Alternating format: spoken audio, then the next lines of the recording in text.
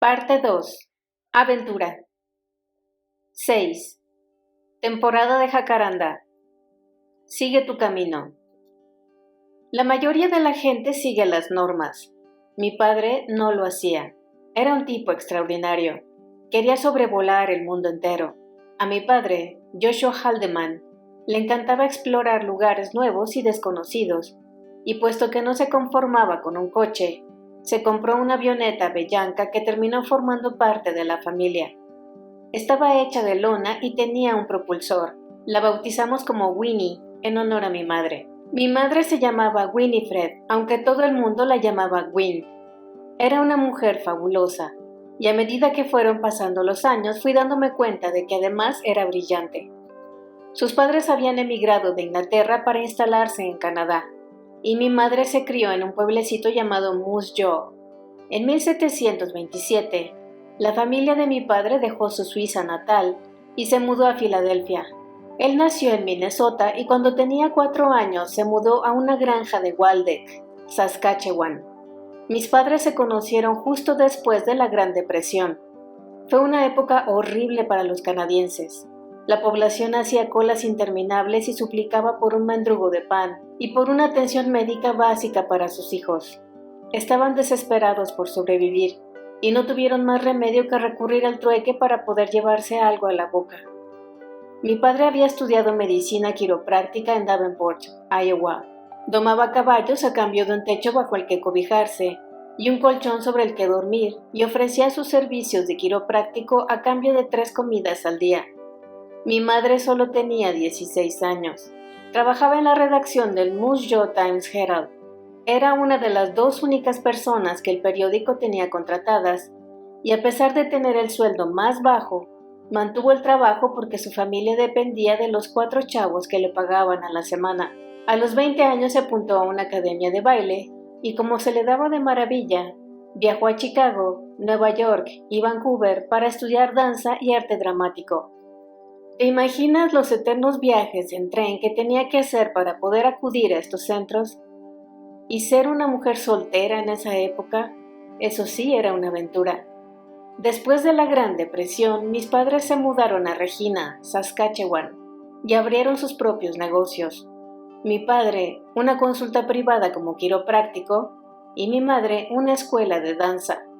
Todavía conservo artículos de periódicos locales, junto con fotografías de mi madre bailando, de su academia y de todas sus alumnas. Mi padre se pasó por la academia porque quería aprender bailes de salón y enseguida se quedó prendado de mi madre. Le pidió que cenaran juntos algún día. No salgo con mis clientes, respondió ella. Mi padre entonces se desapuntó de las clases de baile y volvió para pedirle una cita. En esa ocasión, ella aceptó de buen grado. En su foto de bodas no parecen unos novios de la época. Estaban sin blanca. Ella se puso un vestido gris sin ninguna floritura, ni bordado ni detalle, y él un traje chaqueta también gris. Mi madre tenía buena mano con la costura, por lo que estoy convencida que se hizo su propio vestido de novia. Aún así, siempre fueron un matrimonio feliz y nunca dejaron de sonreír. Mis padres tuvieron 4 hijos en Regina. Mi padre ya había tenido un hijo de un matrimonio anterior, mi hermano Jerry, que es clavadito a él, por cierto. Luego llegó mi hermano mayor Scott, mi hermana mayor Lynn, y en 1948 nacimos mi hermana gemela Kay y yo. Se compraron el Bellanca en 1948, el mismo año en que Kay y yo llegamos a este mundo. Fue su segundo avión. El primero, un Luscombe, lo compraron mientras viajaban de Regina a Calgary. Mi padre se fijó en un avión que había en mitad de un campo de cultivo, junto con un cartel de venta. No tenía dinero en efectivo, pero sí el coche que iba conduciendo. Así que cambió el coche por el avión. Metió a mi madre en un tren de vuelta a Regina y contrató a un piloto para que lo llevara allí en el avión. Por desgracia, mi padre sufría mareos constantes, seguramente porque tantos años domando caballos le habían provocado daños irreparables en los oídos. Y el piloto tenía que aterrizar en carreteras cada 2 por 3 y esperar a que se recuperara antes de volver a despegar. Cuando era él quien pilotaba el avión no se mareaba, pero cuando era uno de los pasajeros siempre teníamos que aterrizar antes de lo previsto. Por aquel entonces tenía 44 años. Mi padre solía utilizar el avión para moverse por Saskatchewan y Alberta. Una vez voló hasta Los Ángeles de un tirón. Recuerdo que le costó una barbaridad aterrizar por culpa de la niebla tóxica que se había instalado sobre la ciudad. Los sistemas de navegación no eran los que son hoy, ni de broma. En una ocasión tuvieron que seguir a un experto piloto de avioneta para poder atravesar las montañas rocosas. Volé por primera vez cuando tenía 3 meses. Mis padres nos llevaron a mi hermana gemela Kay y a mí a una conferencia en Iowa. Primero hicimos escala en Edmonton, y lo sé porque varios periódicos locales publicaron fotografías en las que aparecemos Kay y yo. Nos bautizaron como las gemelas voladoras. Mi padre era un tipo maravilloso. Era intrépido y aventurero y confiábamos en él ciegamente. Era un gran hombre que nos transmitía sus valores predicando con el ejemplo. Trabajaba más horas que un reloj. Era amable, atento y cortés con todo el mundo. Un hombretón muy educado que no hablaba mucho. Mis hijos no lo recuerdan. Falleció cuando todavía eran bebés y yo estaba embarazada de Tosca. Los 3 silban muchísimo y me encanta que lo hagan porque me recuerda a mi padre, que siempre tarareaba canciones en voz baja. Me gusta porque siempre he creído que uno solo silba o tararea canciones cuando es feliz. En 1950, mis padres decidieron marcharse de Canadá. Conocieron a un grupo de misioneros que habían estado colaborando en Sudáfrica y hablaban maravillas del país. Así que metieron todas nuestras pertenencias en el avión y en el Cadillac de 1948 y zarpamos en un carguero rumbo a África. La travesía duró 2 meses. No sé cómo se las arregló mi madre para cuidar y educar a 2 gemelas de 2 años, un niño de 6 y otro de 8 en un barco como ese, pero lo hizo. Mi padre desmontó las alas del avión, él siempre se encargaba de arreglar cualquier desperfecto del mismo, metió todo en un contenedor y lo mandó a Ciudad del Cabo. Recuerdo que estuvimos varias horas en el aeropuerto, esperando a que papá volviera a montar las alas del avión y así poder sobrevolar y explorar nuestro nuevo destino. Aprovechamos los tablones de madera de esos contenedores para los muebles de la clínica que abrió en Sudáfrica en cuanto nos instalamos. Algunas de esas estanterías duraron décadas. Mi padre no quería vivir cerca de la costa, así que nos sugirieron que voláramos a Johannesburgo porque allí hablaban inglés.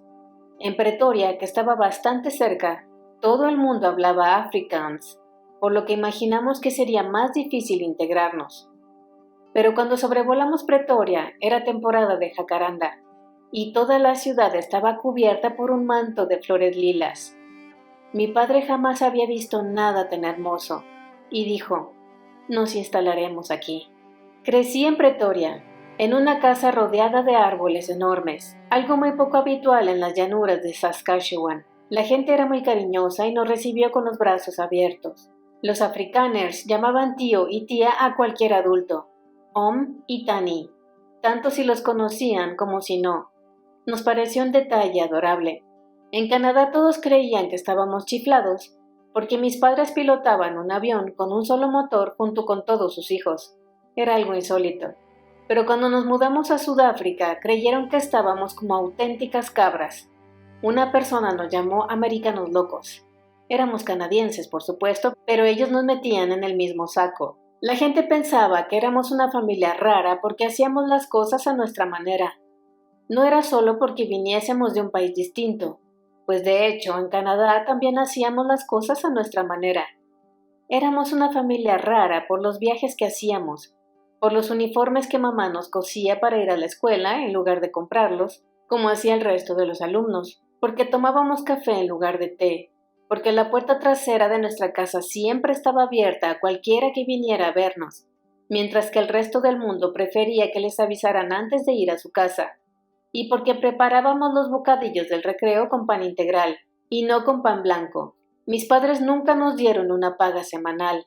Se me hacía la boca agua cada vez que veía esos croissants rellenos de salchicha y esas empanadillas de carne, pero no quería gastarme ni un centavo de mis ahorros en eso. También teníamos un Cadillac, el único importado en el país. hasta que un amigo de mi padre también compró e importó uno.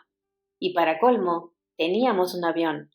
No conocía a nadie más que tuviera un aeroplano, además de ese amigo de mi padre. Mi padre no hacía las cosas porque todo el mundo las hiciera. Si quería hacer algo lo hacía y punto. En ese aspecto mi madre era igual. Ella ya se había labrado su propio camino incluso antes de conocer a su marido. Cuando tenía 5 años, volaron desde Pretoria hasta Oslo para poder asistir a una conferencia de quiroprácticos. El viaje les llevó a muchos otros rincones de África, España y Francia. También tuvieron que hacer una pequeña escala en Londres porque mi padre quería visitar a un grupo de quiroprácticos que conocía. Al cumplir los 6 años, mis padres empezaron a planear un viaje a Australia, un viaje de ida y vuelta de miles y miles de kilómetros. Ellos tenían muy claro que volverían a casa. Nuestros vecinos, no tanto. Además de ser dos bichos raros, nuestros padres volaban con una brújula de mano, pues todavía no existía ni el GPS ni la radio. Sus viajes requerían mucha planificación, así que tenían que ser previsores y organizar el itinerario de antemano. Sabían que en cualquier momento las cosas podían torcerse y querían estar listos. Sin GPS tenían que estudiar los mapas a conciencia y sin radio debían prepararse muy bien, porque una vez en el aire dependían de sí mismos y de nadie más. Un viaje de esas características también requiere una gran cantidad de combustible, por lo que tenían que retirar los asientos de la avioneta para meter tanques de gasolina y así poder cruzar el mar hasta Australia sin preocuparse. Llevaron todas las herramientas necesarias para el avión y mi padre aprendió a reparar cualquier avería o desperfecto. Mis padres sobrevivieron a esos viajes porque cuidaban hasta el último detalle y tenían en cuenta cualquier imprevisto que pudiera surgir. Una vez en el aire, comprobaban las condiciones meteorológicas, usaban una brújula, se guiaban a través de mapas y volaban bajo para leer las señales y asegurarse de que era la ciudad o el pueblo donde tenían previsto aterrizar. A veces aterrizaban en una pista de atletismo o en una calle porque no había aeropuerto. Eran más valientes que yo. Cuando pienso en todo lo que hicieron, reconozco que me sorprende que sobrevivieran a esos viajes. Trazar un plan no siempre significa que todo irá sobre ruedas. Significa que si las cosas se tuercen, serás capaz de reaccionar y elaborar otro plan. La travesía hasta Australia los llevó a seguir la costa africana, a atravesar el continente asiático y a cruzar el océano Pacífico tanto de ida como de vuelta. Todavía conservamos los mapas que muestran la ruta que tomaron. Mi padre, mi madre y Winnie sobrevolaron el Pacífico en busca del mundo. A esas alturas de su vida ya habían visitado más de 60 países. Lo pintaban o dibujaban en un ala de la avioneta. Éramos unos críos y tuvimos que asumir muchas responsabilidades, lo cual era bastante poco habitual incluso en aquellos tiempos. Con tan solo 4 años, mi hermana gemela y yo íbamos caminando a la guardería, cogidas de la mano. Nos acompañaba mi hermana mayor, que tenía 7 años, para ayudarnos y cruzar 3 calles. Nuestra guardería estaba a unos 300 metros de su colegio, así que Kay y yo recorríamos esa distancia las 2 solas. Al acabar las clases íbamos al colegio de Line y esperábamos a que saliera, y así cada día. Éramos niñas independientes y autónomas. Mi hermano Scott todavía se acuerda del viaje que hizo con mis padres. Sobrevolaron el centro de África y visitaron Uganda, Kenia, Zanzíbar y Nairobi. Scott asegura que en Zanzíbar y Nairobi le dejaron que campara a sus anchas por la calle. Hoy lo considerarían maltrato infantil como mínimo, pero para nosotros era totalmente normal. En todas las excursiones y viajes, nuestros padres esperaban que fuésemos capaces de hacer todo lo que nos propusieran. La primera vez que monté a caballo fue en lo que hoy se llama Lesoto. Es una región muy montañosa. Se trataba de andar a caballo unos 90 kilómetros varios días siguiendo el curso de un río. Mi hermano pequeño, Lee, que nació en Pretoria, solo tenía 5 años y se quedó a la retaguardia junto con mi madre. Scott ya tenía 17. Recuerdo aquellos días sobre la silla de montar como unos días difíciles y pasados por agua. Nunca encendimos una hoguera y nos alimentamos a base de pan y de comida enlatada. A pesar del cansancio no logramos descansar varias horas seguidas porque por la noche el ganado se acercaba y nos lamía la cara o nos robaba las mantas. Quizá por eso nunca me molestó vivir en un diminuto apartamento con mis hijos. Un sofá-cama no es lo más cómodo del mundo, pero es mucho mejor que dormir al aire libre, con la lengua de un cabestro a apenas un palmo de la mejilla. No siempre tienes que hacer lo que se espera de ti. Puedes seguir tu propio instinto, tus propias normas, tu propio camino. Aprendí esta lección de cría y la he seguido al pie de la letra de adulta. Después de obtener mi título como nutricionista y de quedarme embarazada, no me veía capaz de buscar trabajo, así que abrí mi propia consulta privada. Mis colegas pusieron el grito en el cielo, ya que consideraban que debía trabajar en un hospital durante al menos 5 años antes de dirigir mi consulta. Yo no tenía esa opción, pero sí ganas e ilusión por ayudar a la gente a mejorar sus hábitos alimenticios. Y gracias a eso pude moverme por todo el mundo y abrí mi consulta como nutricionista en un sinfín de ocasiones. Las mudanzas son un verdadero infierno, pero nunca dejo escapar una oportunidad que a simple vista parece divertida o emocionante. Si haces lo mismo cada día de tu vida, mismo trabajo, misma ciudad, misma casa, y eres feliz así, entonces sigue así.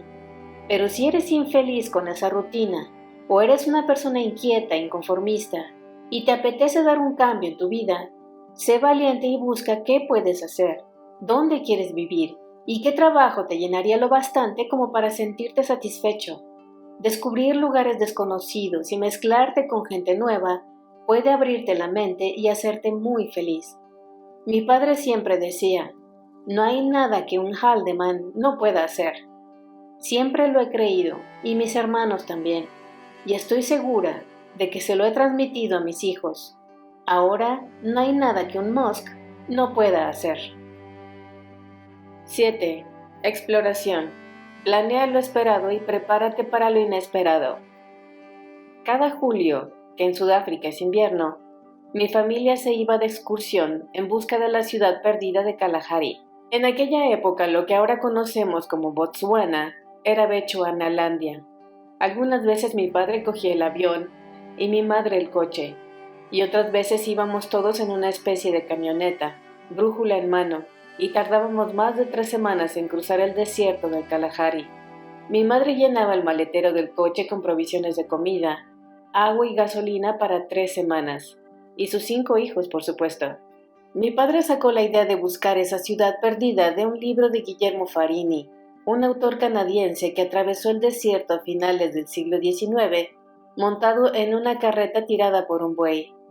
Aseguraba haber hallado las ruinas de una ciudad perdida. Farini también es conocido por haber caminado por una cuerda floja con las cataratas del Niágara bajo sus pies. Como imaginarás, era un aventurero nato. Mi padre quería intentar seguir el mismo camino que Farini en coche, y el periplo acabó convirtiéndose en nuestras vacaciones del mes de julio. Ahora pienso, ¿te imaginas llevarte a 5 niños pequeños al desierto durante 3 semanas? Mi madre no tenía por qué ir, por supuesto. Podía decidir por sí misma. Podía haberse quedado en casa con sus hijos. Pero mi padre iba a embarcarse en ese viaje de todas formas y no quería que lo hiciera solo, así que íbamos todos. Esas travesías por el desierto nunca me asustaron porque sabía que mis padres estaban al tanto de todo. Incluso cuando me advirtieron de que había hienas rondando por ahí y que podían morderme la cara, me metí en el saco de dormir y subí la cremallera hasta arriba para que las hienas no pudieran alcanzarme. Nunca temí que pudiera pasar algo malo durante esos viajes. Supongo que mis padres siempre tomaban las medidas de seguridad necesarias, porque eran personas sensatas y responsables. Nunca tuve que hacerme la maleta. Mi madre solía encargarse de eso. Pensándolo bien, tenía en cuenta hasta el último detalle: ropa, comida, agua para 5 niños. Mi padre se ocupaba de los mapas, la brújula, la gasolina y las herramientas que pudiera necesitar para cualquier avería mecánica. Formaban una pareja asombrosa, la verdad. No había imprevisto que les pillara por sorpresa. Teníamos que cargar agua para 3 semanas enteras y un montón de latas con fruta y verdura. También llevábamos comida fresca, por supuesto, pero duraba una semana a lo sumo y en cuanto nos adentrábamos en el desierto ya no podíamos comprar nada. Era de esos viajes cuando poníamos a prueba el lema familiar: vive al límite, pero con sensatez. Claro que algo podía salir mal o torcerse, pero mis padres trataban de preverlo para después poder encauzar la situación o como mínimo saber reaccionar. Sabíamos que podíamos perdernos en algún punto. Veíamos lápidas de gente que había muerto en mitad del desierto. Algunas veces mi padre contrataba guías especializados como intérpretes, pero como había tantas tribus distintas y todas hablaban lenguas distintas, casi siempre viajábamos solos. Había varias patrullas montadas a camello que trabajaban a las órdenes del gobierno de Bechuanalandia, ya que por aquellos tiempos Botsuana estaba controlada por los británicos. Mis padres siempre partían de una aldea y terminaban su periplo en otra, de forma que las patrullas sabían cuándo emprendíamos el viaje y cuándo lo terminábamos. Si no llegábamos a nuestro destino en 3 semanas, vendrían a buscarnos. Mi padre sabía que podíamos quedarnos atrancados en la arena, así que siempre metía varias palas en el maletero. Cuando nos quedábamos atascados en una duna, sacábamos las palas y nos poníamos a cavar. Para esquivar los baches que siempre estaban escondidos entre la maleza, los 5 hermanos nos turnábamos y nos adelantábamos un poco al coche para comprobar que no hubiera ningún agujero en el camino. Por aquel entonces no había carreteras y mucho menos asfaltadas. De vez en cuando surgía alguna avería, pero por suerte teníamos herramientas para poder arreglarla. Recuerdo la vez que nos chocamos contra el tronco de un árbol.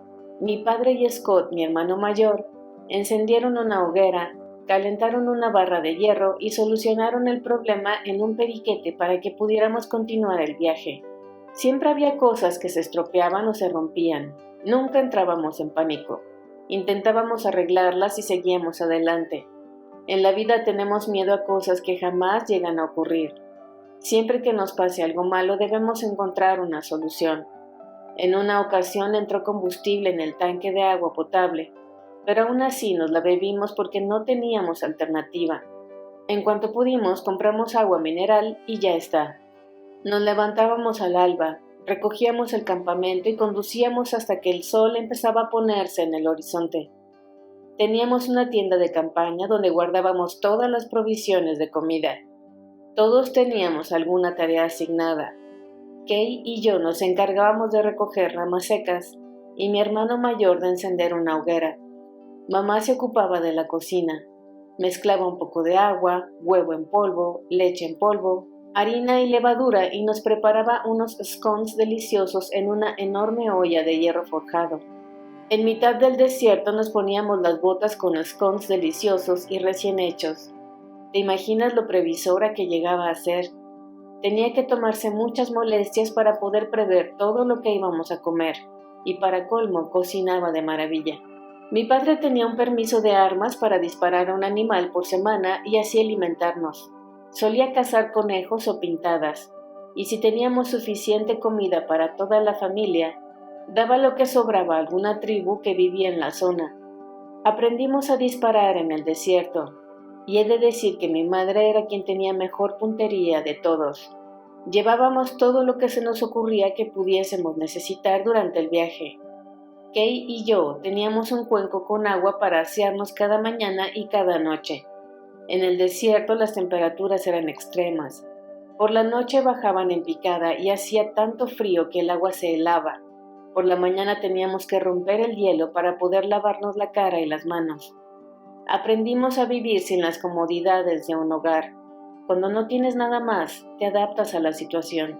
Si queríamos ir al baño, nos escondíamos detrás de un arbusto y pasábamos 3 semanas sin darnos una ducha.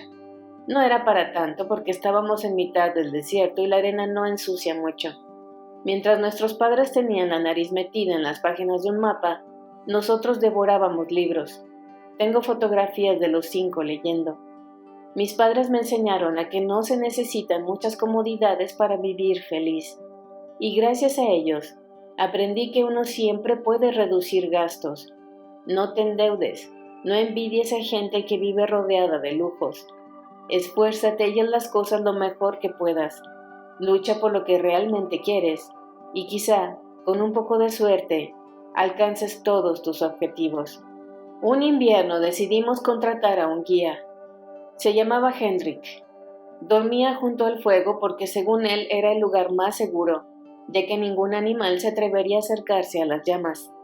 Pero una noche mi padre encendió la lámpara de queroseno que había sobre la mesita y vio que había un león merodeando por el campamento. Sin hacer el menor ruido, volvió a la tienda de campaña y murmuró: «Win, hay un león. Pásame la antorcha y la pistola». Siempre utilizaba la palabra antorcha para referirse a la linterna. Cuando nos mudamos a Canadá, todos tuvimos que adaptar nuestro vocabulario. El león estaba acechando a Hendrik, que seguía junto a la hoguera. Por desgracia, el animal no conocía las normas y no sabía que jamás podía aproximarse a un fuego. Mi padre le gritó: «Hendrik, un león». Hendrik se levantó de un brinco y chilló: «Wetsek», que significa lárgate. El león se fue alejando poco a poco del campamento y mi padre disparó un par de veces al cielo, pero el animal no reaccionó al ruido. Se quedó esperando fuera del campamento junto con su manada. Mi padre se subió al coche, dispuesto a perseguirlos y asustarlos. Los leones se escabulleron por las dunas, pero al día siguiente estuvieron toda la mañana vigilándonos de cerca. Mi hermano Lee recuerda que esa noche durmió dentro del coche. Era el pequeño y por lo tanto la presa más tentadora y deliciosa. Así que mis padres se aseguraron de ponerlo a salvo. Mi padre no se asustó, o quizás sí, pero no mostró ni un ápice de miedo y no nos dimos cuenta. Esa actitud de serenidad y valentía hizo que nos sintiéramos seguros. Durante esos viajes siempre veíamos un montón de animales e insectos: gacelas, ñus, lagartos, antílopes, buitres y otras aves de presa. Una vez un escorpión mordió a mi madre y tuvimos que hacerle un torniquete y chuparle la sangre. Otra vez un avestruz persiguió a Lian. A todos nos pareció una escena bastante divertida. Y por supuesto también vimos hienas. Las hienas sí nos daban miedo. Son animales bastante agresivos y despiadados. Recuerdo una mañana en que Scott y yo salimos a pasear por la orilla del río Okavango y cazó una pintada para comer. El animal cayó al agua y Scott me ordenó que me zambullera en el río para cogerlo. Nadé hasta nuestra presa, y cuando regresé a la orilla me di cuenta de que estaba sobre algo que se movía. Era un cocodrilo. No teníamos ni idea de que el río estaba lleno de cocodrilos. Casi me da un infarto, pero aquí estoy, y todo salió bien. Sé que mi padre quería encontrar esa ciudad perdida, pero no lo consiguió. Lo intentó hasta en 12 ocasiones y le acompañamos en 8 de esos viajes. Nunca me sentí decepcionada por no encontrar la ciudad perdida, porque mi padre nunca mostró una gota de desilusión o decepción. Vivimos un montón de aventuras y nos lo pasamos en grande juntos como una familia. Puedes marcarte un objetivo, pero si no lo alcanzas no es el fin del mundo. Creo que en realidad a mi padre le encantaba explorar lo desconocido, descubrir culturas nuevas y adentrarse en lugares secretos y recónditos. Tanto él como mi madre tenían una curiosidad infinita y nunca dejaron de aprender. Mi padre disfrutaba cuando tenía que abrirse camino entre los arbustos del desierto y siempre hacía caso de su brújula. Nunca nos perdimos. Siempre acabábamos donde él quería y decidía. 8. ¿Por qué no? Di sí a las oportunidades. Tenía muy claro que quería estudiar algo relacionado con la ciencia. Barajé diversas opciones, como medicina, microbiología o bioquímica. Mi padre me animó a estudiar una carrera de la que pudiera graduarme en 4 años con una profesión reconocida. Decidí matricularme en nutrición. En el tercer año de universidad, uno de mis compañeros me dijo: «Voy a nominarte para el Val Queen». «¿Qué es eso?», le pregunté. No sabía de qué estaba hablando. Me explicó que se trataba de un certamen de belleza. Nunca había participado en un concurso de belleza, la verdad. Le respondí que era una rata de biblioteca y no una mujer florero. Nos llevábamos muy bien y medio en broma acabó apuntándome al certamen. Pasé la primera fase de selección. No sabía si hacerlo porque no encajaba mucho con mi estilo y mi personalidad, pero al final acepté la propuesta. ¿Por qué no? A largo plazo no iba a significar nada en mi carrera profesional. Pensé que iba a perder toda una tarde en esa tontería y que en cuestión de meses lo olvidaría. pero esa experiencia me cambió la vida. Me alegro muchísimo de haber participado en ese certamen de belleza. Gracias a él, entré a formar parte de una agencia de modelos mucho más profesional, en Johannesburgo, y ahí empezó un segundo camino profesional que todavía permanece al día de hoy. Antes de llegar al edificio donde se celebraba el acontecimiento, no sabía que hubiera chicas que se tomaran ese concurso tan en serio. No olvidemos que era una universitaria que jamás se había planteado participar en algo así, pero se supone que para ganarte esa corona debes invertir mucho tiempo y dinero. Las otras chicas estaban espectaculares. Saltaba a la vista que habían ido a la peluquería y a un maquillador profesional, por no hablar de los trajes de baño que lucían. Yo llevaba un bañador cualquiera y me había peinado y maquillado en casa. Toda la familia me acompañó al evento, lo cual fue toda una sorpresa. Una vez entre bambalinas, nos adjudicaron un número a cada una. No quiero ser la primera, protestó la chica elegida para encabezar la comitiva. Te lo cambio, me ofrecí. No me daba miedo salir la primera y no porque estuviese más tranquila que las demás, sino porque me importaba muy poco desfilar por esa pasarela. Tenía otras cosas en que pensar, como en los exámenes de la universidad y en la infidelidad de mi novio en ese momento. Eso sí era importante. Una a una, todas fuimos saliendo y desfilando. Al final Kay me dijo entre lágrimas, «Has sido la mejor». «Sí, claro», le respondí. «Pero sí gané y estaba eufórica». Varias de mis compañeras se llevaron una gran decepción, pues sabían que esa victoria podía ser decisiva para sus carreras como modelos. Para ellas podía haber sido el trampolín que las catapultara a lo más alto. Me hizo mucha ilusión ganar, no lo voy a negar, pero me tomé la experiencia como algo divertido y nada más. El premio incluía un cheque de 100 rands, unos 180 euros, un contrato con una agencia de modelos en Johannesburgo y la matrícula para un curso de modelaje también en Johannesburgo. También recibí un talonario con 10 entradas para la bolera. Por extraño que parezca, después de alzarme con mi primer premio y de hacerme un montón de fotos con todo el mundo, tuvimos que irnos a casa. Ni fiesta, ni celebración, ni nada de nada. Así que aprovechamos el talonario y fuimos toda la familia a la bolera. Fue una noche inolvidable. Nunca imaginé que algo así pudiera ocurrirme a mí, igual que tampoco pensé que gracias a ese concurso de modelos me propondrían sesiones de fotos en Johannesburgo, que está a tan solo 50 kilómetros de Pretoria. Era la mejor escuela de modelos del país. Recuerdo que iba a diario con el coche de mi hermana. Allí fue donde aprendí las técnicas y la profesionalidad del oficio. Aceptaba todas las ofertas que me llovían para trabajar de modelo, pero no estaba dispuesta a dejar de lado mis estudios universitarios. Para mí eran dos cosas totalmente distintas. Mi ilusión y mi objetivo siempre fue estudiar nutrición y abrir mi propia consulta como dietista. Nunca quise que el sueldo que ganaba como modelo fuese mi principal fuente de ingresos. Para mí era un dinero extra, como si fuese una prima. Lo hacía porque me divertía, porque me mantenía en contacto con el mundo de la moda y porque me permitía conocer a personas muy creativas. Mi carrera como modelo abrió un mundo nuevo para mí. Me dio la oportunidad de rodearme de una serie de amigos y colegas que jamás habría conocido si me hubiera dedicado únicamente a trabajar como nutricionista, ya que solo me habrían mezclado con mentes científicas. Pero no solo eso, también he descubierto un sinfín de ciudades y lugares nuevos gracias a los castings a los que me he presentado. Las localizaciones para las sesiones de fotos pueden ser de lo más variopintas. Unas veces me enviaron a lugares de ensueño y otras a sitios que parecían sacados de una película de terror. Ahora ya no le doy tantas vueltas a las cosas antes de decir que sí.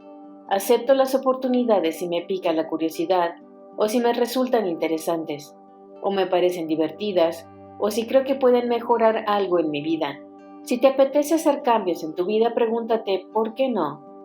En aquel momento me tomé el certamen de belleza como un ¿por qué no? Pero a veces esa es la actitud correcta para dar un gran cambio. Cuando Tosca cumplió los 37 años, decidió que había llegado el momento de tener hijos. Siempre había querido priorizar su independencia y su carrera profesional, por lo que la maternidad siempre estuvo en un segundo plano. Le asustaba no poder quedarse embarazada a corto plazo y no iba a conformarse con cualquier hombre por el mero hecho de poder tener hijos. Un día nos contó que iba a recurrir a la fecundación in vitro para ser madre, y toda la familia la apoyamos. Por supuesto, también hubo quien le aconsejó que no fuese madre soltera, que iba a ser un calvario criar a sus hijos sin una pareja estable que la ayudase, que al cabo de un tiempo se iba a arrepentir, que su carrera profesional se iba a ver dañada y afectada, y que tampoco iba a ser bueno para sus hijos y un largo etcétera. En mi opinión, unos cobardes. Nunca bases tus decisiones vitales en lo que opinen otras personas, y mucho menos si no son de tu propia sangre. No voy a discutir que tener hijos supone un gran cambio en la vida de cualquier persona, sea cual sea su situación. Recuerdo decirle, adelante, claro que sí, te ayudaré a elegir el donante de esperma. También le dije que todo sería más fácil sin un hombre al lado, algo en lo que hoy en día está totalmente de acuerdo conmigo. Estuve con ella en cada prueba, un sinfín de pruebas, y en cada decepción, todas dolorosas y algunas desgarradoras. Fue muy duro. Tosca tenía que hacer 4 días de reposo absoluto después de que le implantaran los óvulos, así que fui a verla desde Nueva York. Para colmo, esa era su semana de mudanza. Mientras ella veía el ala oeste de la Casa Blanca, tumbada en el sofá, yo me encargué de vaciar todos sus armarios y cajones. Llené 12 bolsas de basura hasta arriba con ropa y otras cosas que ya no quería. Algunas las donamos y otras las tiramos. El día de su 38 cumpleaños se enteró de que los 2 embriones habrían sobrevivido y de que estaba embarazada. El embarazo tampoco fue fácil, pero qué embarazo lo es.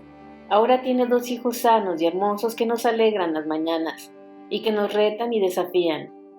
Todas las mujeres que se someten a una fecundación in vitro se merecen un gran y ruidoso aplauso. Es difícil, pero merece la pena. Tosca asegura que es la mejor decisión que ha tomado en toda su vida. Sus hijos la ayudan a tener los pies en el suelo y se desvive por ellos. El amor que siente por sus hijos es incondicional.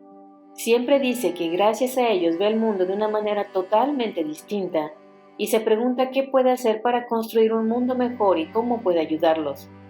Sus hijos son una constante fuente de inspiración. El tema de la conciliación familiar es muy difícil en su caso porque su trabajo le exige viajar por todo el mundo. Se dedica a la producción cinematográfica y se esfuerza por intentar verlos al máximo tiempo posible. Siempre que puede los lleva consigo para que descubran lugares nuevos y vean a su madre dejarse la piel en el trabajo. Mis hijos también convivieron con una madre que trabajaba más horas que un reloj. Cuando no la acompañan, yo me encargo de cuidarlos. Da igual si se trata de una gran oportunidad o de una oportunidad insignificante. Siempre habrá alguien que te dé su opinión. Así que pregúntate a ti mismo, ¿por qué no? Piensa en qué te hace feliz y no cierres puertas. Uno nunca sabe lo que va a pasar hasta que lo prueba. 9. Una mujer, un plan. Toma las riendas de tu vida y fíjate la felicidad como objetivo. Nos criamos en el seno de una familia cariñosa, una familia que nos entendía y respetaba. Pero en cuanto salimos del nido y nos enfrentamos al mundo, todos tuvimos una buena dosis de realidad. Mis hermanos y yo siempre bromeamos al respecto. Hasta que no nos fuimos de casa, no teníamos ni idea de lo desagradable que puede llegar a ser la gente. Yo era una ingenua que confiaba en todo el mundo y no creía que nadie pudiese tener malas intenciones. En consecuencia, sufrí muchísimo. Fue una lástima, pero tardé bastante tiempo en aprender a protegerme. Estudié en la Universidad de Pretoria, la ciudad donde vivía mi familia. Mis padres eran canadienses y hablábamos inglés en casa, pero la carrera de dietética y nutrición solo se cursaba en una universidad africana. Todas las clases eran en Afrikaans, así que tuve que trabajar el doble de mis compañeros para poder seguir las clases con normalidad, y también supuso un gran obstáculo para hacer amigos. Por aquel entonces salía con un chico, aunque la relación era más bien intermitente. Nos habíamos conocido a los 16 años. Era un hacha en matemáticas y en ciencias, mucho mejor que yo. No abundaban los chicos como él y no dejaba de repetirme una y otra vez que quería casarse conmigo.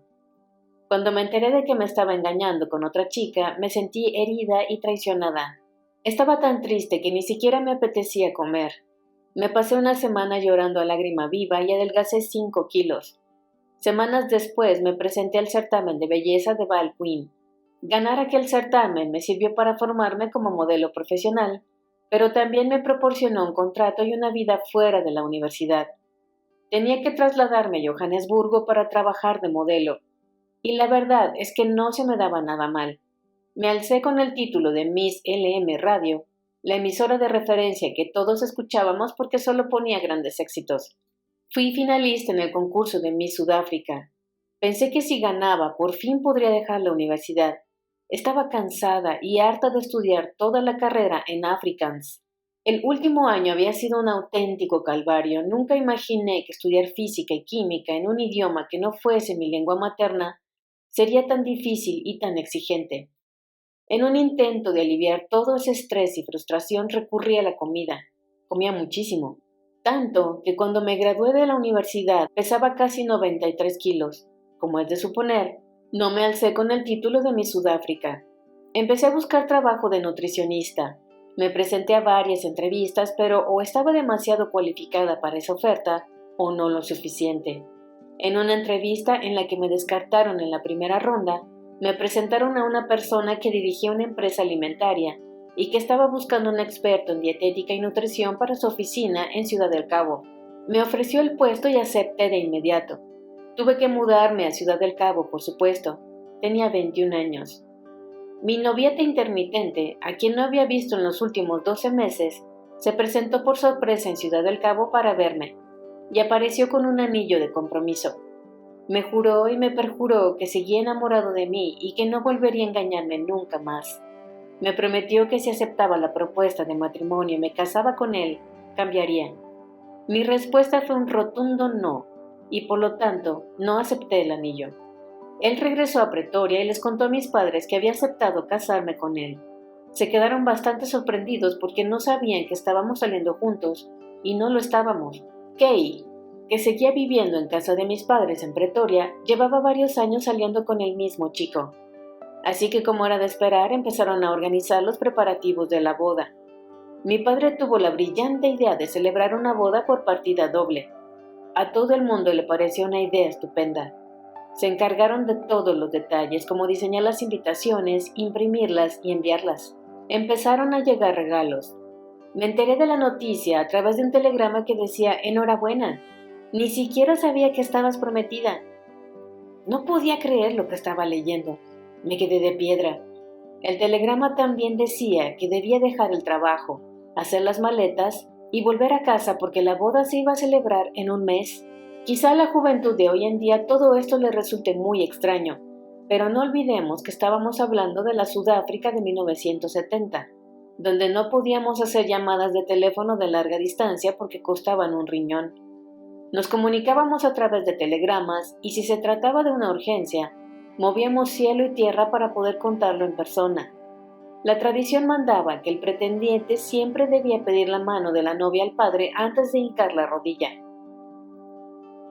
Así que cuando mi exnovio se presentó en casa y le contó a mi padre que había accedido a casarme con él, no tuvo más remedio que dar su bendición. La verdad era que no podía haber escogido mejor momento para proponerse. Estaba sola y sufría unos dolores de espalda tremendos. Había perdido la confianza y la seguridad en mí misma por culpa del sobrepeso. No me gustaba lo que veía cada vez que me miraba en el espejo, y llegué a convencerme de que ningún hombre sobre la faz de la tierra querría salir con una chica como yo. Así que hice lo que ponía el telegrama. Dejé el trabajo, hice las maletas y volví a casa. Una vez instalada en Pretoria me di cuenta de que mi novio no había cambiado. Seguía siendo un tipo muy agresivo y tenía serias dudas sobre la boda. Éramos una familia muy unida, pero no solíamos hablar de nuestros sentimientos. Todos estaban tan entusiasmados con la boda que apenas tenían un rato libre para charlar. Mi hermana mayor, Lynn, estaba diseñando y cosiendo mi vestido de novia, con muchas capas de gasa para disimular mi silueta. Si todo iba según lo planeado, los invitados llegarían en un par de semanas. 800 personas, nada más y nada menos. Amigos de mis padres, amigos de Kay, amigos de su prometido, amigos míos y amigos de mi prometido. Me sentía atrapada en esa boda y no encontraba una escapatoria. En mi cabeza no había escapatoria. Llegó el día y celebramos una boda doble. Recuerdo que Kay y su marido rebosaban felicidad. Eran la viva imagen de unos recién casados sonrientes e ilusionados. Mi marido, en cambio, estaba furioso porque su alegría y felicidad le robaban todo el protagonismo. Y entonces viví la época más oscura de mi vida. Esos años fueron un verdadero infierno. No me gusta hablar del tema porque todavía me resulta muy doloroso. Cada vez que rememoro esa etapa siento ira y resentimiento y no es en absoluto agradable. Y cuando toco el tema, me paso toda la noche dando vueltas en la cama, incapaz de pegar un ojo. Sería muy hipócrita de mi parte intentar convencerte de que la vida es un camino de rosas, porque no lo es. Sé que puede ser devastadora, implacable, y cuando eso ocurre, tienes que encontrar la manera de escapar, de huir de ella. Por favor, y debes hacerlo lo más rápido posible. Tenía el corazón roto. Mi vida era como una carrera llena de baches y había perdido totalmente la seguridad y confianza en mí misma. Creía no tener escapatoria y no veía la luz al final del túnel. Pero tras cada tropiezo y cada caída siempre he encontrado la forma de levantarme. Y no porque sea una mujer más valiente o fuerte que el resto. Hay gente que me considera una mujer audaz e intrépida, pero lo cierto es que no comparto su opinión. Sí soy una mujer fuerte, aunque en muchos momentos de mi vida lo puse en duda. Tardé bastante tiempo en recuperarme, en levantar la cabeza y en volver a ser yo misma, pero lo conseguí. Quiero contarte mi historia, porque a pesar de no ser tan dramática como las de otras mujeres, quiero que sepas que puedes salir del pozo por muy profundo que éste sea. Y mi historia personal es prueba de ello, créeme. Espero que en ella encuentres la inspiración y la seguridad para cambiar y salir en busca de una vida más feliz, porque al fin y al cabo, eso es lo que todos nos merecemos, una vida feliz. No tardé en darme cuenta de que mi trabajo como esposa implicaba hacer absolutamente todo. Volamos a Europa en nuestra noche de bodas. Yo pagué los billetes con mis ahorros, aunque reconozco que fueron bastante baratos para la época. Nos quedamos en casa de su primo en Génova para ahorrar algo de dinero. En aquellos tiempos uno podía viajar por Europa con un presupuesto diario de $5, y ese era nuestro objetivo. Yo era la que tenía que deshacer las maletas y la que tenía que volver a hacerlas. Tenía que cocinar para él y tenía que procurar tener la casa limpia y recogida mientras él estaba apoltronado en el sofá leyendo Playboy. La revista estaba prohibida en Sudáfrica, así que imagínate lo contento que estaba cuando se enteró de que la vendían en todos los kioscos de Europa. La primera vez que me puso la mano encima fue en nuestra luna de miel. Me quedé de piedra cuando vi que no se arrepentía y que no iba a dejar de golpearme cada vez que le viniera en gana. Quería marcharme de allí, pero no podía porque él tenía mi pasaporte. Cuando volvimos a Sudáfrica pensé en reunir a toda la familia, sincerarme con todos ellos y asumir que tenían razón, que me había casado con un monstruo. Pero me daba tanta vergüenza admitirlo que al final no me atreví a hacerlo. Semanas después empecé a tener náuseas por las mañanas. Me había quedado embarazada el segundo día de nuestra luna de miel. Saltaba a la vista que casarme con él había sido un tremendo error, pero sentía que no tenía más alternativa que aceptar mi destino. Fue un marido cruel. Justo antes de tener a Elon, se le antojó volver a pintar el avión, así que le ayudé. Cada vez que tenía una contracción, me veía obligada a parar para poder respirar hondo. No tienes que parar de pintar solo porque tienes contracciones, me decían. Eso era lo que tenía que escuchar. Se negó a llevarme al hospital hasta que las contracciones se sucedían cada 5 minutos. Eres una vaga y una pusilánime, me decía.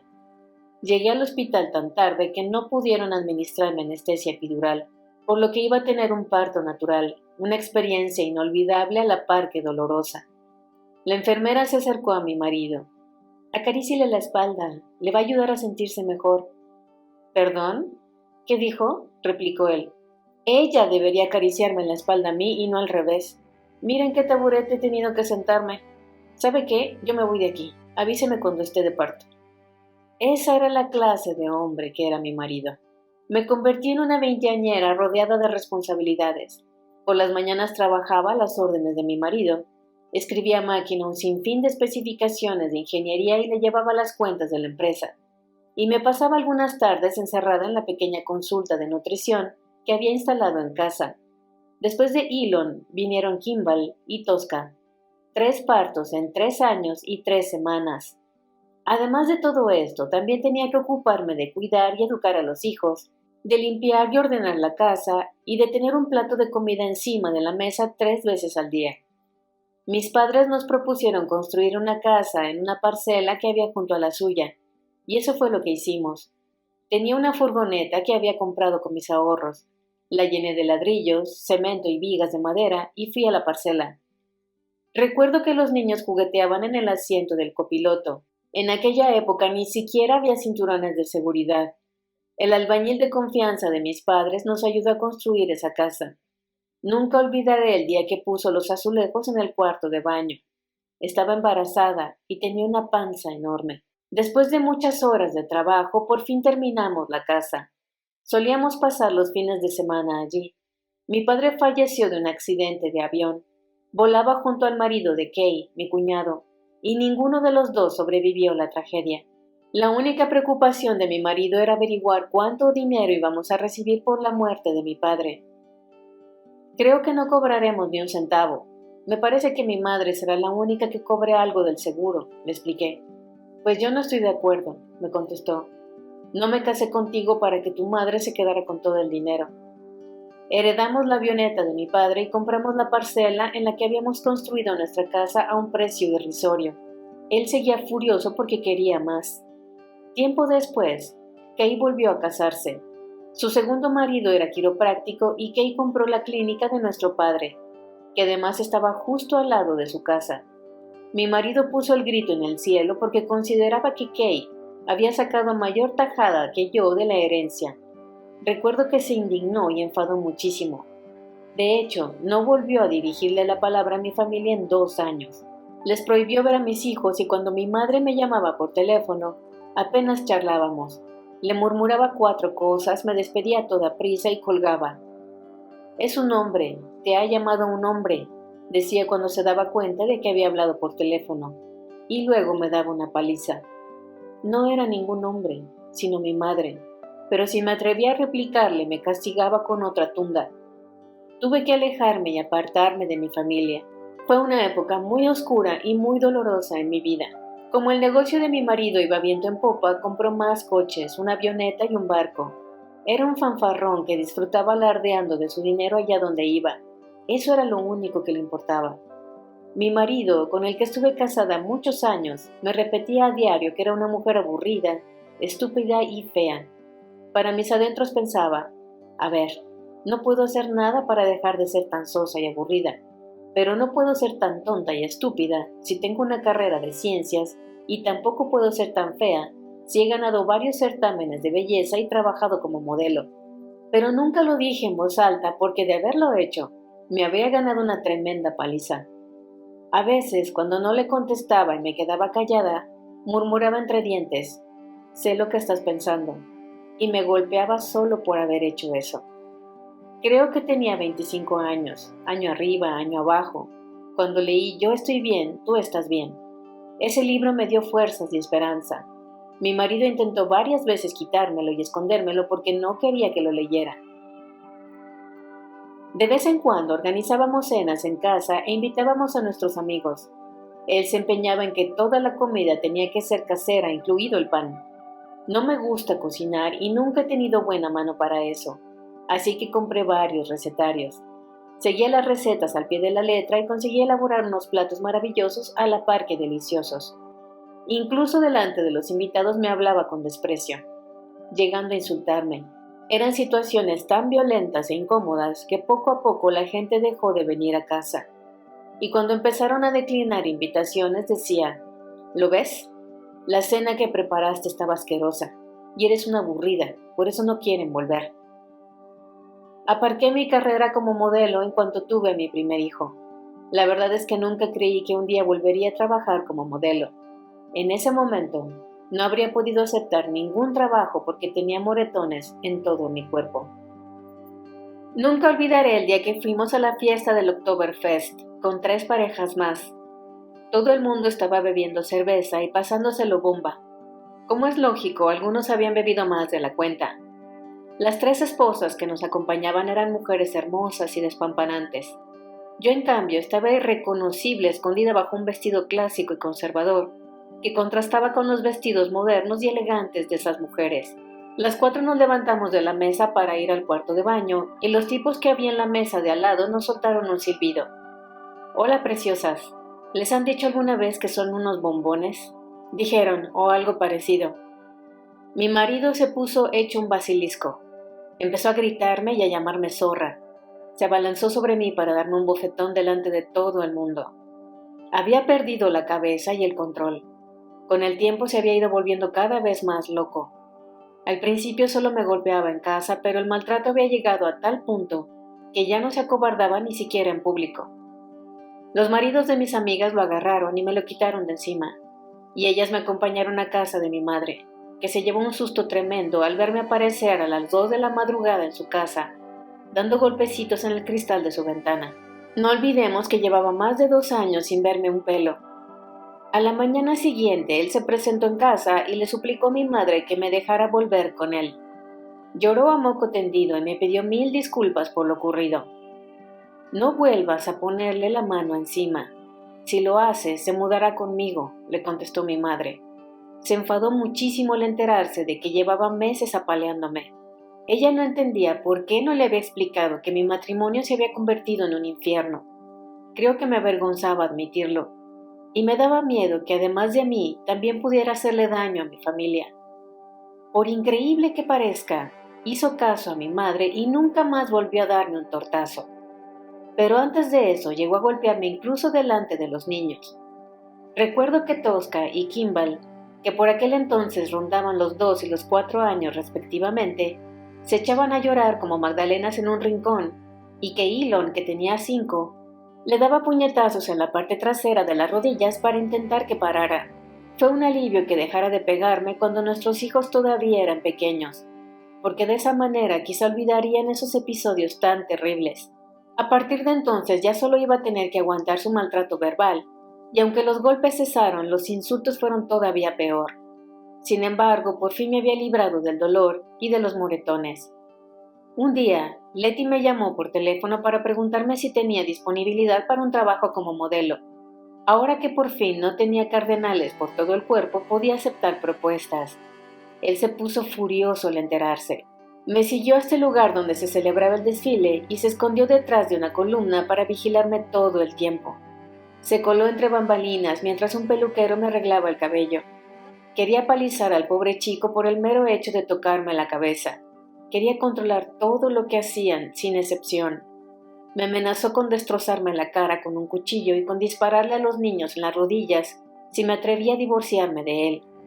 De esa manera tendría que criar a 3 críos paralíticos y no podría volver a trabajar como modelo nunca más. Estaba aterrorizada. Por eso no me separé de él, porque estaba muerta de miedo. Tampoco sabía que podía escapar de este calvario. No tenía pruebas suficientes para separarme de él. La ley sudafricana del momento no jugaba a mi favor, y no tenía motivos legales suficientes para presentar una demanda de divorcio.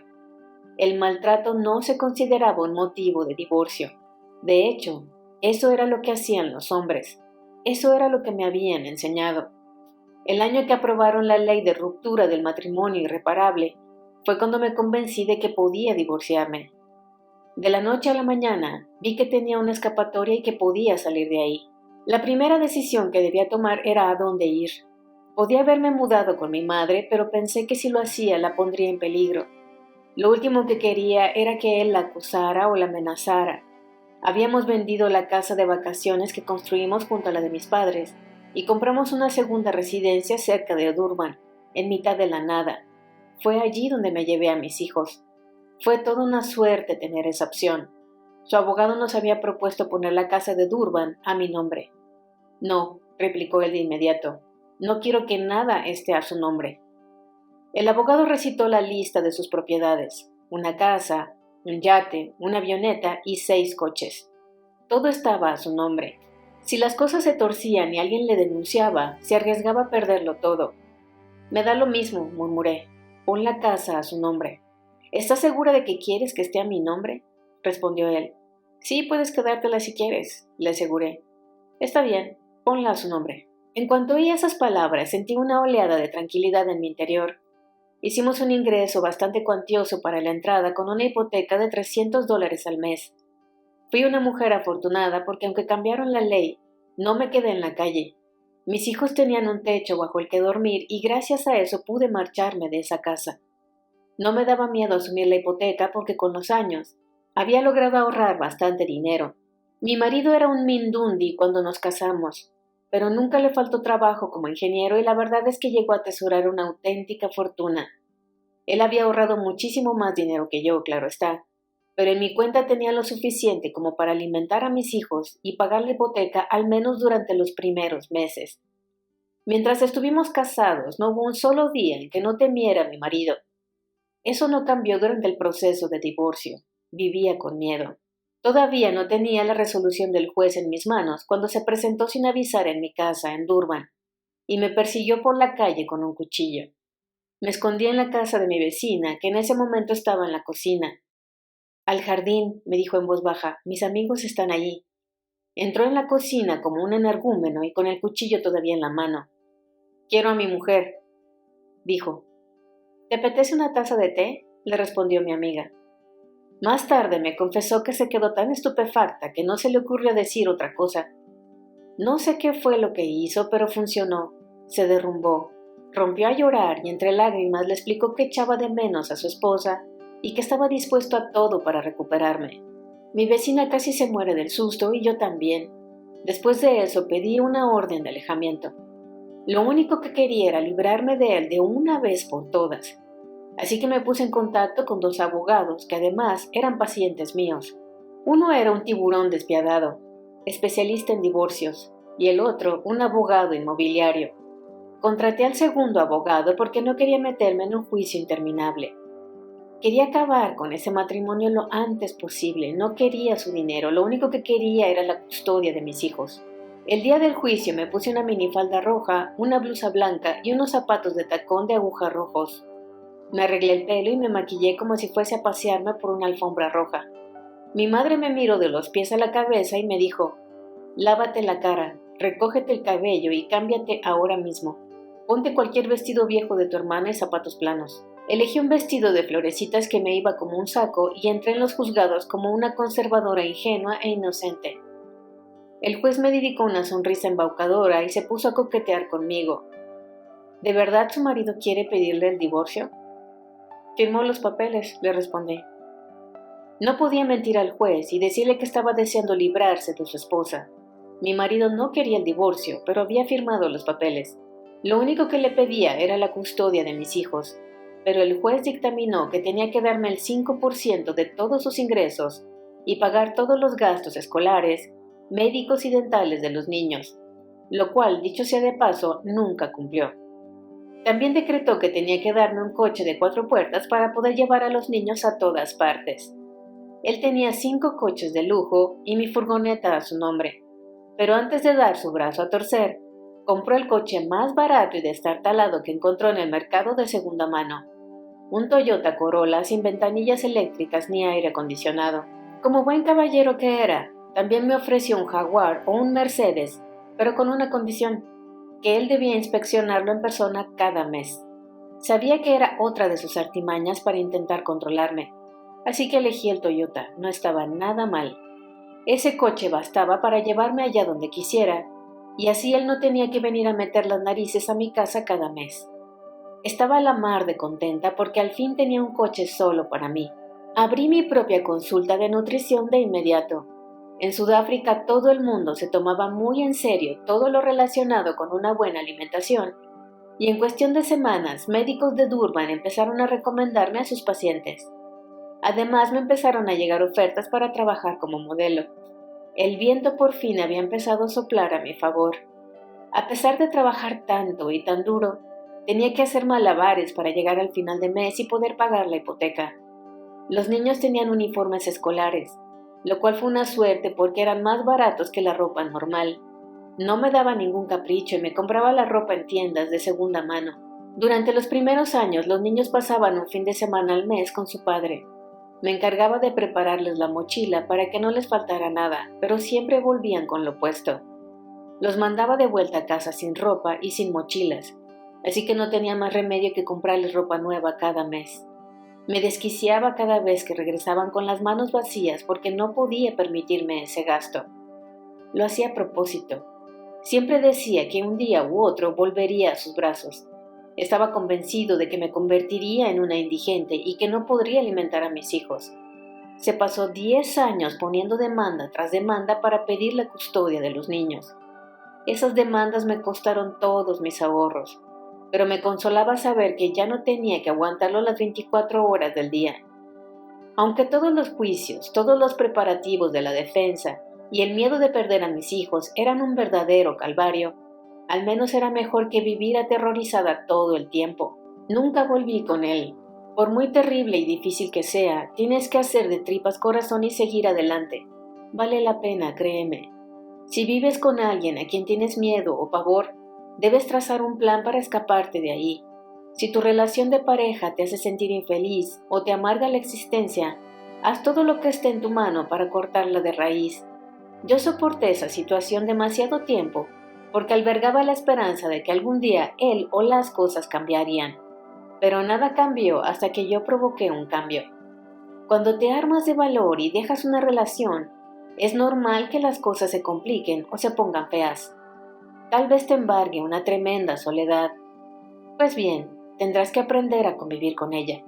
Si en algún momento te sientes sola, queda con tus amigos, llama por teléfono a tu familia, busca un trabajo, mira una película, múdate a otra ciudad, lo que sea, pero no dejes que ese sentimiento te consuma. Un buen plan debe cubrir ciertos gastos financieros y cierta logística. Quizá tengas que pedir ayuda a tus amigos o incluso a un profesional. Yo también me topé con varios obstáculos durante el proceso de divorcio, tanto económicos como sociales, pero descubrí que tenía más amigos de lo que imaginaba, amigos que me habían estado evitando por culpa de mi marido. Algunas parejas incluso me ofrecieron ayuda económica, pero jamás quise aceptarla. No tienes que trazar un plan a 5 años vista. Si siempre piensas a largo plazo, te costará muchísimo dar el primer paso. Lo más importante es salir de ahí, escapar de esa situación que no te deja ser feliz. No te centres en el futuro más lejano, sino en tu siguiente movimiento. Cuando uno se da cuenta de que ha llegado el momento de romper una relación, es fundamental no agobiarse ni abrumarse por todo lo que va a ocurrir después. Piensa bien en ese primer paso y después planea el resto. Cada vez que pienso en las situaciones desagradables o dolorosas que he vivido, me arrepiento de no haber dado ese primer paso antes. Llega un momento en el que sabes que esa situación tan terrible no va a cambiar. Pues bien, es entonces cuando debes tomar la decisión de salir de ahí y lo antes posible. Si tu matrimonio o relación de pareja te hace infeliz, ¿qué crees que vas a perder si la rompes? Una vez ya has intentado por activa y por pasiva cambiar a tu pareja, no hay razón lógica para seguir siendo infeliz el resto de tu vida. Me sentía muy sola después del divorcio, sobre todo cuando los niños se iban a pasar un fin de semana o una parte de las vacaciones con su padre. Los llevó a esquiar a Austria, a Hong Kong, a Nueva York. No quería privar a mis hijos de esas experiencias tan maravillosas. Él siempre me invitaba y aunque me encantaba viajar a países nuevos y desconocidos, sabía que viajar con él era terrible, porque era un experto en destrozar toda oportunidad que se presentaba para pasarlo bien. Sentirse solo es mucho mejor que mantener una relación con alguien que te da miedo, y ser infeliz es de lejos mucho peor. La soledad nunca me hizo replantearme mi decisión. Por muy sola que me sintiese, no estaba dispuesta a volver con un marido que no me hacía feliz. Y tener que apretarse el cinturón o pasar penurias económicas es mucho mejor que recibir una paliza diaria. No necesitaba una mansión, o ropa de marca, o un garage lleno de coches, o una avioneta, o un yate, o un montón de propiedades, y eso conllevaba vivir hundida en la tristeza más absoluta. Vivía con mis hijos en un diminuto apartamento. Nos mudamos varias veces, pero siempre a casas pequeñitas que pudiera pagar. Nos alimentábamos a base de bocadillos de mantequilla de cacahuate. Y casi cada día cenábamos sopa de alubias. ¿Y qué? Nos queríamos, nos la pasábamos genial juntos. Eso es lo que realmente importa. Te cuento mi historia por una sencilla razón, porque quiero que sepas que si estás viviendo una situación difícil o tortuosa, tienes escapatoria y siempre hay luz al final del túnel. Si estás con alguien que te hace daño y no te valora, tienes que alejarte de esa persona y romper todo contacto. Estuve 9 años atrapada en un matrimonio que solo me hizo sufrir. En cuanto salí de esa casa, sentí que el nubarrón que llevaba tantos años instalado en mi vida se disipaba y por fin recuperé la esperanza. Aunque haya momentos en los que parezca imposible, siempre, siempre hay una salida. 10. Pon tu vida patas arriba. Afronta tus problemas. Durante todos los años que estuve casada, no logré mantener un peso estable. Me quedé embarazada en la luna de miel. Sufrí náuseas matutinas durante todo el primer trimestre, aunque lo cierto es que vomitaba a todas horas, no solo por las mañanas. Al principio perdí mucho peso, pero después gané mucho más. Y eso se repitió en los 3 embarazos. Me considero una afortunada porque di a luz a 3 hijos muy sanos. Quería que crecieran como niños sanos, así que me esforcé por preparar y elaborar platos saludables y equilibrados. Fueron los años más difíciles de mi vida. Mis hijos son lo mejor que me ha pasado, pero ese matrimonio fue un error. Me divorcié, me mudé a Durban y me convertí en una madre soltera con 3 niños pequeños. Tenía que cuidarlos yo sola. Para mí era importantísimo mantener el peso a raya porque de eso dependía que siguiera trabajando como modelo y pudiera ganar un dinero extra para criar a mis hijos. Puse en práctica todo lo que había aprendido en la universidad sobre nutrición.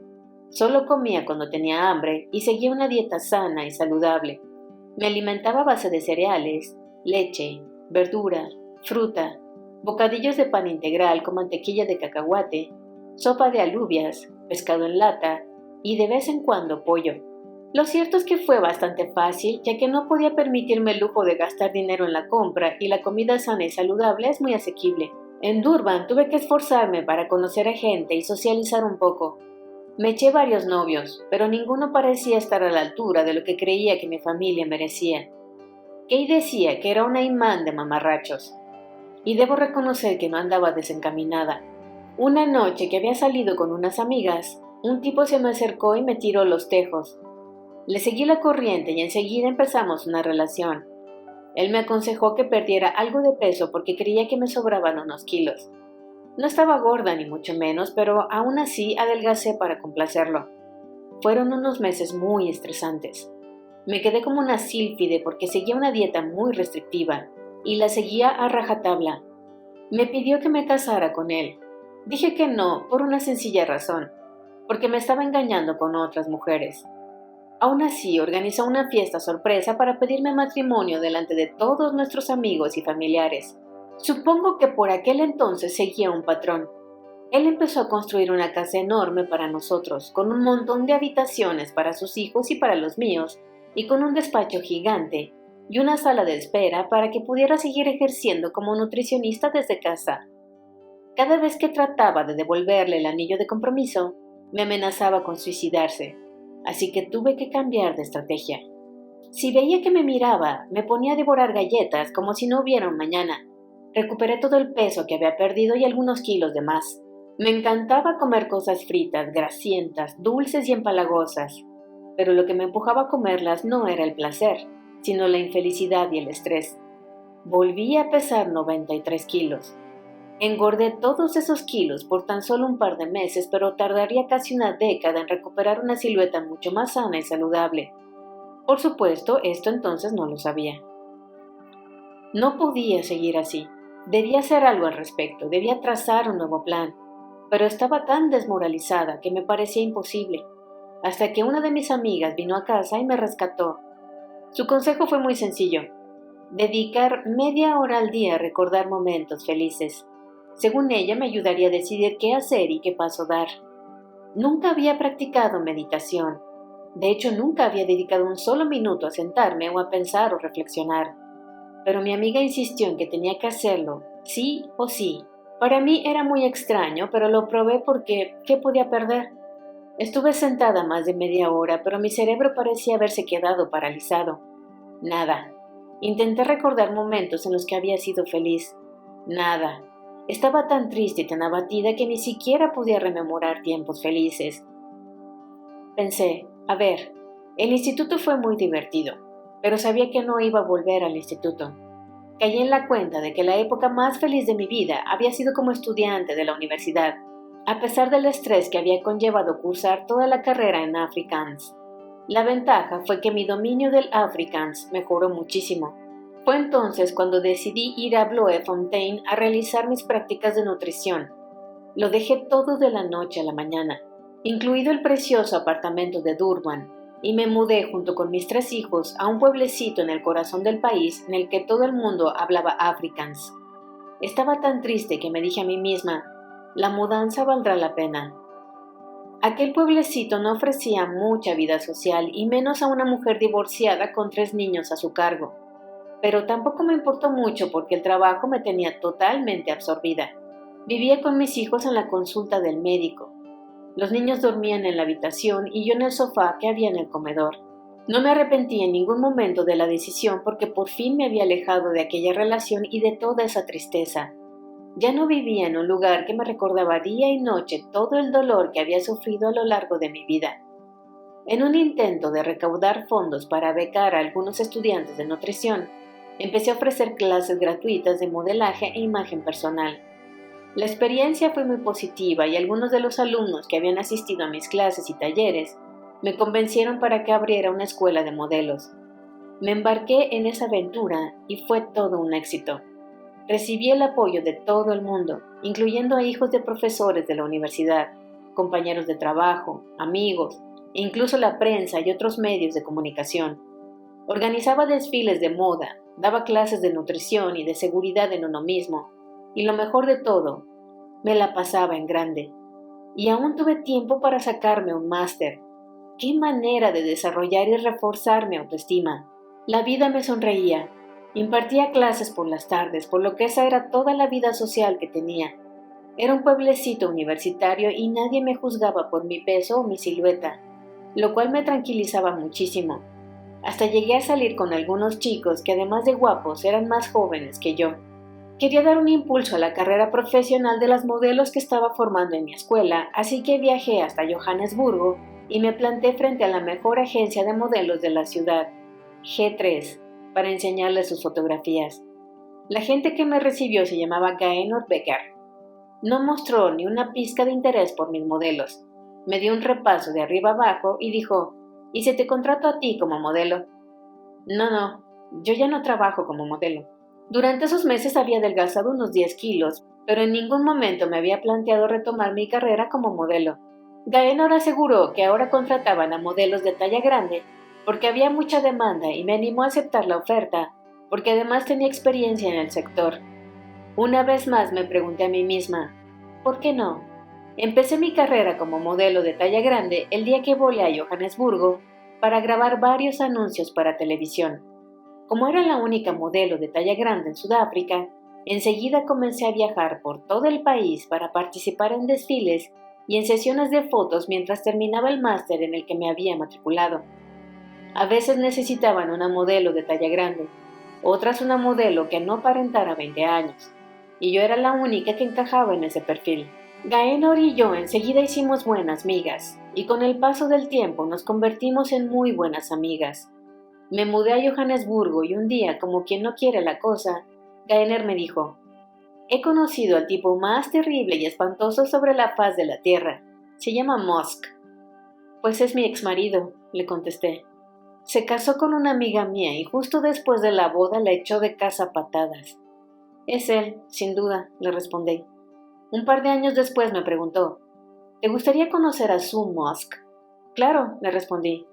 Ella era una top model, una mujer hermosa y mucho más interesante y carismática que yo. Fuimos a una fiesta las 3 juntas y me presentó a todos los invitados. Te presento a Maye Musk. Estuvo casada con mi ex 10 años y yo 10 minutos. No dejamos de reírnos en toda la noche. La gente no entendía la broma, pero nos daba lo mismo. A nosotras nos hacía muchísima gracia. Me instalé en Johannesburgo y seguí trabajando como nutricionista. Mi reputación creció como la espuma y empecé a dar charlas y conferencias sobre llevar una alimentación saludable, a pesar de que por aquella época estaba clínicamente obesa. Ya se sabe, en casa del herrero cuchillo de palo. Intentaba tomármelo con humor e incluso bromear sobre el tema para disimular el bochorno y parecer una mujer más segura de sí misma. Escondía mi cuerpo debajo de varias capas de ropa grande y holgada, y por supuesto no sentía una pizca de seguridad. Sin embargo, seguía teniendo la consulta atestada de pacientes motivados a cambiar su estilo de vida, lo cual me hacía sentir como un verdadero fraude, porque no predicaba con el ejemplo. Hacía justo lo contrario de lo que les aconsejaba a mis clientes que hicieran. Tenía toda la información necesaria a mi alcance y conocía muy bien el terreno, pero no lo estaba aprovechando en absoluto. A los 41 años tenía el colesterol por las nubes y unos dolores terribles en las rodillas y en la espalda. Me asusté muchísimo porque para aguantar el ritmo frenético de mis 3 hijos, debes estar en plena forma y tener una salud de hierro. Echaba de menos sentirme cómoda en mi propio cuerpo. Así que empecé a aplicarme el cuento y a seguir las recomendaciones que siempre daba a mis pacientes. Comer solo cuando tienes hambre, seguir una dieta sana y equilibrada y no ingerir más de la comida necesaria. Los resultados llegaron enseguida y perdí peso, y he conseguido mantenerlo a raya durante 30 años. Quiero que sepas que mantener un estilo de vida saludable no es nada fácil. Yo sigo trabajando en ello cada día. No tengo la suerte de ser una mujer delgada por naturaleza, así que si quiero mantener una figura esbelta y saludable al mismo tiempo, sé que tengo que estar atenta a todo lo que hago y como las 24 horas del día, los 7 días a la semana. Programo todas las comidas y me aseguro de tener alimentos sanos y saludables siempre en casa. Si me quedo con hambre, siento que me falta energía. Si llego muerta de hambre a casa, devoro lo primero que encuentro en el armario. Si me alimento de comida basura, me canso enseguida, tanto a nivel físico como mental, y me siento hinchada el resto del día. Aunque llevo más de 40 años trabajando como nutricionista, también tengo tentaciones, y en más de una ocasión caigo en ellas. Pero casi siempre intento decantarme por la opción más saludable porque sé que después me voy a sentir genial. Las fotografías que aparecen en prensa escrita no muestran el trabajo y esfuerzo que las modelos han tenido que hacer para llegar hasta ahí. He ganado y he perdido 33 kilos 2 veces a lo largo de mi vida. Soy muy consciente de que si como más de la cuenta, empiezo a engordar y no paro hasta que reduzco las cantidades de comida que ingiero. Estaba convencida de que mi cuerpo se adaptaría a mis hábitos y que una vez llegara a cierto peso lo mantendría. Pues bien, me equivoqué. Me costó una barbaridad perder todos esos kilos y todavía me cuesta seguir una alimentación sana y equilibrada. Es fácil caer en el error de buscar una solución inmediata cuando uno está mal, pero me pasó a mí cuando empecé a comer de forma compulsiva y en exceso. Pero esa clase de soluciones no te permiten afrontar el problema y tampoco contribuyen a aliviar tu dolor, malestar o tristeza. Si quieres sentirte mejor contigo misma, deja de marear la perdiz y haz un cambio. Pero un cambio de verdad. Puede ser un cambio pequeño, como aprender a meditar, o un cambio radical, como adoptar una alimentación más saludable o mudarte a otra ciudad y empezar desde cero. Pero sea como sea, debes trazar un plan. Fin de la parte 2.